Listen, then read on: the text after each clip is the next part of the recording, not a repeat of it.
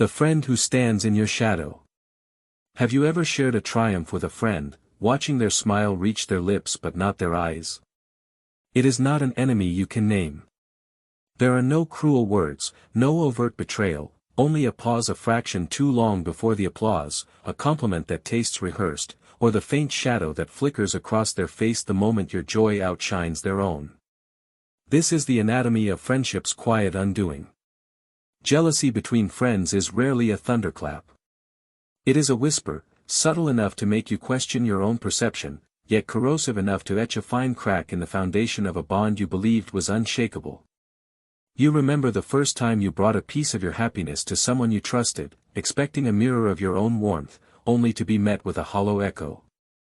In that moment, you began to understand that friendship is not always the sanctuary you were promised. Beneath the surface of inside jokes and shared histories, there can be a quiet, cold war, a war where envy disguises itself as support, where affection is tainted by comparison, and where intimacy becomes the very stage for hidden resentments. The roots of the shadow, a thirst born in childhood. Psychologists have long observed that jealousy is not an enemy born from distance, but from proximity. You do not envy the stranger on the other side of the world. You envy the one who stands closest, whose life mirrors your own, whose victories highlight what you fear you lack. But to understand why, we must journey back to the beginning, to the fertile soil where the seeds of comparison are first planted. Imagine two children at a kitchen table. One holds up a drawing, a glorious, chaotic tangle of lines and heart. A parent smiles, but their gaze drifts to the other child, whose picture is neater, more recognizable. Praise flows in one direction, a subtle silence in the other. For the child left waiting, that silence is a verdict: you are not enough. This is where it begins. Attachment theory suggests that when a child perceives love as conditional, tethered to achievement, beauty, or obedience, their sense of security fractures. They learn to scan their world for threats, to measure themselves endlessly against siblings and peers. The brain, awash in neurochemicals, learns a brutal equation: recognition equals survival, and invisibility equals danger. The dopamine rush of praise becomes the very chemical that leaves them aching when ignored. The monster of jealousy is born not from malice, but from a primal hunger for the unshakable knowledge that they matter. They carry this hunger forward, a silent, spectral companion. Long before adulthood, the lens of comparison is cemented. Others are no longer just companions, they are rivals, measuring sticks against an invisible standard. The mask of the adult, when the wounded child grows up. What becomes of that child? They do not leave their wounds behind, they learn to conceal them. As adults, they master the performance of loyalty, the polished smile, the rehearsed congratulations, the supportive presence. Yet behind this mask, the old hunger stirs. You've likely felt it, that subtle dissonance that makes the air grow cold. You share news of a promotion, and though they nod and smile, their voice carries a faint, sharp edge, a blade hidden in velvet. You speak of a new love, and they mutter something about honeymoon phases, leaving your joy suddenly fragile. Their jealousy does not announce itself with explosions, but in the quiet art of withholding, the delayed text message, the half-hearted embrace, the conspicuous absence when you need celebration most. Neuroscience illuminates the cruel mechanics at play. The brain's reward pathways, which light up with pleasure when we succeed, can simultaneously activate the amygdala, the brain's threat detector, in someone close to us. To the jealous friend, your triumph is not a shared celebration, it feels like a mirror held up to their own perceived inadequacies. It is a biological script, written in the silent language of neural circuits, convincing them that your light is the cause of their shadow. The betrayal is profound in its intimacy. A stranger's envy is harmless. But a friend is granted a key to your inner world, your fears, your fragile dreams. When their jealousy seeps into that sacred space, it feels like a poison in the well. You begin to shrink, to hesitate before sharing your happiness, afraid of dimming what little light your friend has left. The corrosive spiral, when envy is left unchecked. What happens when this quiet envy is allowed to fester? It does not remain a whisper. It transforms, slowly and insidiously, into something that gnaws at the very pillars of trust. The friendship becomes a house where every wall hides a knife. It reveals itself in passive-aggressive comments disguised as humor, in the subtle dismissal of your achievements, in gossip shared sotto voce. The Swiss psychiatrist Carl Jung called this the shadow, the hidden, unacknowledged parts of the self that we project onto others. The jealous friend sees in you what they cannot accept in themselves, your talent reflects their wasted potential, your joy spotlights their emptiness. They cannot confront their own shadow, so they cast it onto you, making you the villain in a story that was never yours. The emotional toll is devastating. For the envied friend, it is a deep, confusing grief, the realization that your joy has become a liability. You learn to downplay your life, a self-betrayal born from the fear of loss. For the jealous friend, it is a cycle of shame and self-loathing, a constant tension between love and resentment that suffocates their own spirit. The cultural engine, a world that feeds the rivalry. Yet jealousy does not grow in a vacuum. It is nurtured by a world that teaches us, from childhood, that life is a race. School rankings, social media highlight reels, and a culture that glorifies individual achievement above communal support, all whisper the same lie, that worth is scarce, and success for one means less for another. Social media, in particular, acts as an accelerant. Your friend's success is no longer a private joy but a public, curated performance. Your brain's comparison circuits are activated relentlessly, caught in a cruel dance between admiration and resentment. In a world that profits from our longing, friendship becomes another arena where we are forced to perform, to measure, and to compete. The path of transformation, from envy to alchemy. But must this shadow forever darken the bond? Is jealousy destined to be a destroyer? The hopeful, haunting truth is no. Envy does not have to be a monster, it can become a teacher. Transformation begins not with denial, but with courageous awareness. For the jealous friend, the path is inward. It is the brave, unflinching work of acknowledging, yes, I feel envy, and then asking, what wound does this point to? Through practices like journaling or shadow work, they can trace the thread of this feeling back to its source, the unseen child, the conditional love. In doing so, they can perform a kind of alchemy. What was bitter envy can be refined into pure admiration, a compass pointing toward their own unmet potential. For the one who is envied, healing requires discernment and boundary setting. To constantly dim your light is a betrayal of the self. Protecting your spirit is not an act of abandonment, but of profound self-respect. It means choosing relationships where celebration is mutual and where your success is met not with a shadow, but with a shared light. The sanctuary of true loyalty. In the end, a jealous friend is a mirror of our shared human fragility, reflecting the insecurities we all carry. But a loyal friend, one who can look upon your light and feel no threat, only warmth, is a quiet miracle. They are living proof that in a world wired for comparison, it is possible to choose a different path. A true friend understands that success is not a finite resource to be hoarded, but a fire that multiplies when shared. They stand with you not only in your struggles but, more importantly, in your triumphs, celebrating them as if they were their own.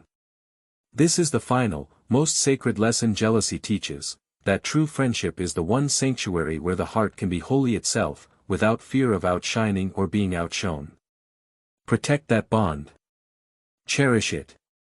For in a landscape so often darkened by envy, a loyal friend is not just a companion, they are a beacon, and a testament to the enduring power of a love that refuses to be dimmed. The anatomy of a poisoned well, recognizing the spectrum of envy. To navigate this treacherous terrain, one must first learn to recognize the subtle language of envy. It is a spectrum, rarely appearing as overt hostility, but rather as a series of almost imperceptible fractures in the fabric of your connection. On the milder end, you might encounter the qualified compliment, "I'm so happy for you. It's amazing you got that promotion," especially with your less conventional approach. The praise is laced with a subtle invalidation, a quiet reminder that your success is somehow unexpected or unearned. Then there is the silent scorekeeper, this friend maintains a mental ledger of your victories versus their own. Their support feels transactional, as if every celebration of your achievement is a credit they expect to be repaid. You feel an unspoken pressure to temper your joy, to acknowledge their struggles before fully embracing your own win. More corrosive is the subtle saboteur. This is the friend who, under the guise of being realistic or protecting you, sows seeds of doubt. As you excitedly share your new business idea, they ask, "Have you really considered the market saturation?" Their questions aren't constructive, they are designed to instill fear and hesitation, to keep you safely within the boundaries where they feel comfortable. Finally, there exists the ghost in the triumph. This is the most disorienting form. When your great news breaks, this friend simply disappears. The text goes unanswered for days, they are suddenly too busy to meet. Their absence is a void louder than any criticism, a silent protest against the shift in your personal hierarchy. Their withdrawal is a punishment for your happiness, forcing you to experience your joy in a vacuum, tainted by the confusion of their disappearance. Learning this vocabulary is not about fostering paranoia, but about cultivating emotional literacy. It allows you to distinguish between a friend having a bad day and a pattern of behavior that is systematically eroding your spirit. The crossroads, a choice for both sides. When you find yourself at the epicenter of this dynamic, whether as the one feeling the sting of envy or the one wrestling with it within, you face a critical choice. This crossroads defines whether the friendship will shatter, stagnate, or evolve. For the one who feels envied, the path of diminishment, this is the instinctual, self-preserving route. You begin to edit your life, downplaying your successes, hiding your excitement, and apologizing for your own light. You think, if I make myself smaller, the friendship will feel safe again. But this path leads only to the slow death of your authentic self and a bond built on a foundation of your own dishonesty. The path of compassionate confrontation, this is the courageous, vulnerable alternative. It involves choosing a calm moment and speaking your truth without accusation. Using I statements is crucial. I've noticed that when I share good news, sometimes the energy shifts, and it leaves me feeling a little confused and sad. I value you so much, and I want us both to feel safe sharing our lives. This opens a door, rather than placing a blame. For the one feeling envious. The path of projection, this is the well-worn trail of blame. You convince yourself your friend is flaunting their success, becoming arrogant, or changing. This externalizes the internal discomfort, making them the problem and protecting you from the painful work of self-inquiry. The path of radical self-honesty, this is the path of transformation. It requires turning inward and asking the difficult questions. What does their success trigger in me? What story am I telling myself about what their win means for my own worth? What unmet need or unhealed wound is this touching? This is not about self-flagellation, but about reclaiming your power from the shadow of comparison. The alchemy of shared vulnerability. The most profound healing occurs when both friends dare to walk the second path simultaneously. Imagine a conversation born not from accusation, but from mutual, raw vulnerability. The envied friend might say, "Sometimes I hesitate to tell you my good news because I'm terrified of losing you." The jealous friend, in turn, might find the strength to admit, "And sometimes your good news makes me feel like I'm failing. It's not your fault, it's an old wound of mine that gets poked." In this space, the monster of jealousy is unmasked and disarmed. It is no longer a spectral force dividing you, but a shared human experience to be examined together. The friendship is no longer a competition, but a collaborative healing journey. You can become allies in each other's growth, creating a new dynamic where one friend's victory is not a threat, but a proof of concept, evidence that joy is possible for both of you. The unbreakable bond, forging loyalty in the fire. A friendship that has weathered this storm and emerged on the other side is not merely repaired, it is forged into something more resilient and profound. It has been stress-tested and proven genuine. This is the bond where you can share your ambition without fear of judgment, and your failures without fear of secret satisfaction. It is a relationship that has consciously chosen loyalty over the primal pull of rivalry. This friend becomes a sacred witness to your entire journey, not just the curated struggles, but the full, brilliant, and sometimes intimidating spectrum of your potential.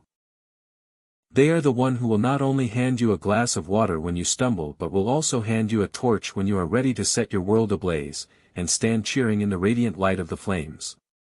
They understand, in their bones, that your light does not dim theirs, it helps illuminate the path for them, too.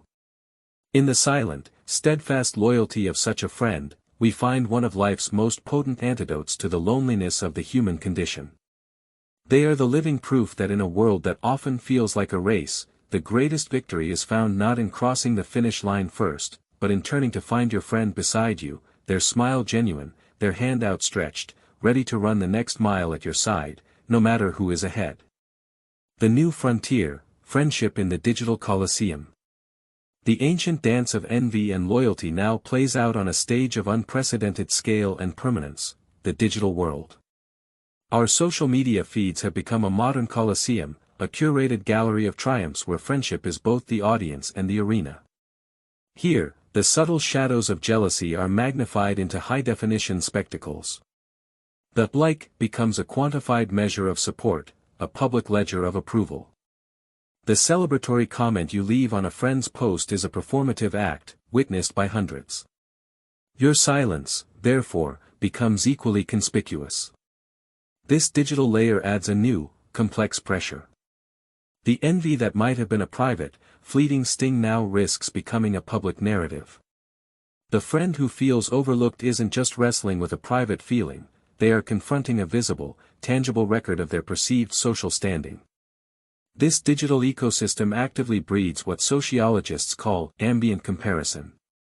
We are no longer just comparing ourselves to our immediate circle, but to a global, 24/7 stream of polished highlights.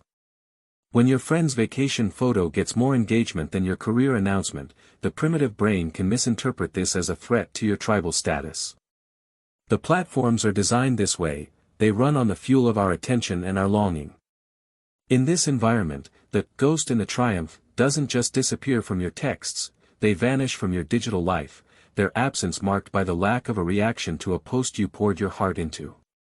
The subtle saboteur might not voice doubts, but they can deploy the well-meaning comment that raises an eyebrow among mutual followers, so brave of you to post that. The weapons have evolved, but the wound is ancient.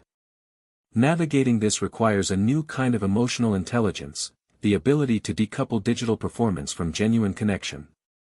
The most profound question a modern friend can learn to ask is not, "Why didn't they like my post?" but, "When was the last time we connected beyond the screen?" The practice, cultivating a jealousy-resistant friendship. Knowing the theory is one thing, building the practice is another.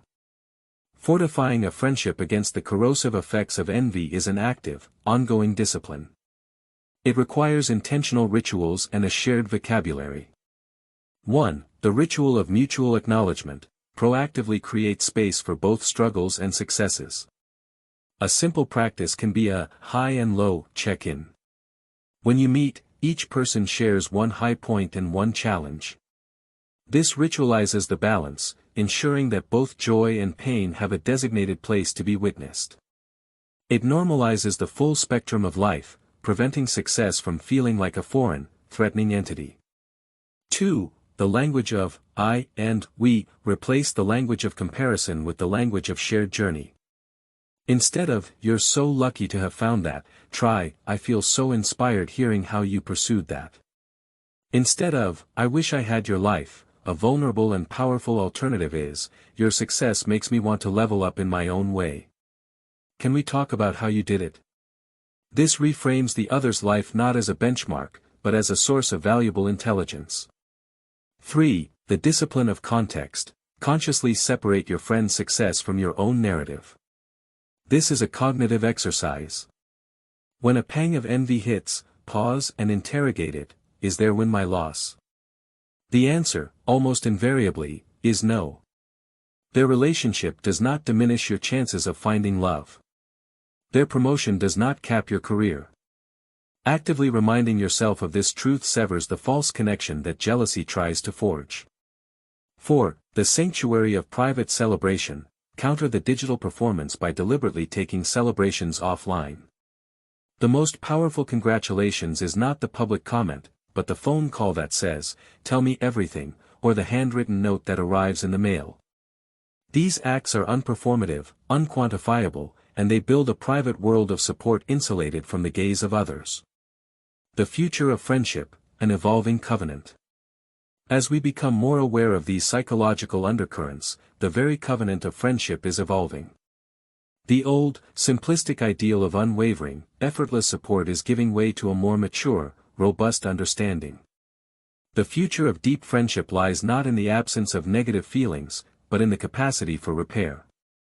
It acknowledges that envy, resentment, and competition are not moral failings, but human data. They are signals pointing to unmet needs or unhealed wounds within the individual or the relationship. The most resilient friendships of tomorrow will be those that have moved beyond the myth of perfection.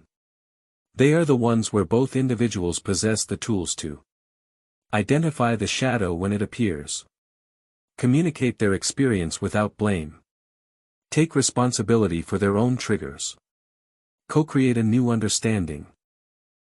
This transforms friendship from a static bond into a living, breathing entity that can adapt, learn, and deepen through its challenges. It becomes a practice ground for consciousness itself. The final reflection, a tribute to the light-bearers.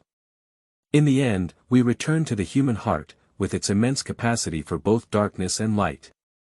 The story of jealousy in friendship is the oldest story there is, the story of Cain and Abel, the story of every sibling rivalry, the story of our own fragile egos. But the counter-story, the one that quietly endures, is the story of the light-bearers. These are the rare and precious friends who have done their inner work.